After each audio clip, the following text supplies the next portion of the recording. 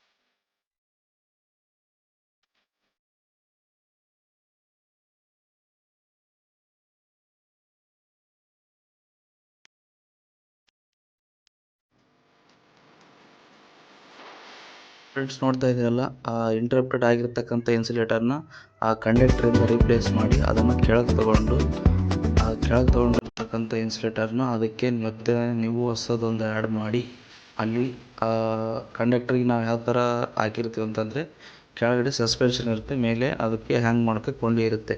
ಆ ಕೆಳಗಡೆ ಇರ್ತಕ್ಕಂಥ ಸಸ್ಪೆನ್ಷನ್ ತಕ್ಕೊಂಡು ಆ ಸಸ್ಪೆನ್ಷನ್ಗೆ ಪಿನ್ಸ್ ಹಾಕಿ ಮತ್ತು ಮೇಲೆ ಕೊಂಡಿ ಹಾಕಿ ನೋಡ್ತಾ ಇರೋ ವಿಡಿಯೋದಲ್ಲಿ ನಮ್ಮ ಫ್ರೆಂಡ್ಸ್ ತೆಗಿತಾ ಇದ್ದಾರೆ. ಅದೇ ಥರ ಮತ್ತು ಹೊಸದೊಂದು ಆ್ಯಡ್ ಮಾಡಿ ನಾವು ಅದನ್ನು ಮೇಲೆ ಕಳಿಸ್ತೀವಿ. ಮೇಲೆ ಕಳಿಸಿದ ಮೇಲೆ ಅವರು ಅಲ್ಲಿ ಸಸ್ಪೆನ್ಷನ್ ಕ್ಲಾಂಪ್ ಮುಖಾಂತರ ಕಂಡಕ್ಟ್ರಿಗೆ ಜೋಡಣೆ ಮಾಡಿ ಅದನ್ನು ನಾವು ಮತ್ತು ಕೊಂಡಿ ಈ ಥರ ಕ್ರಾಸ್ ಆರ್ಮಿ ಕೊಂಡಿನ ಹಾಕಿರ್ತಾರೆ. Thank you for watching friends.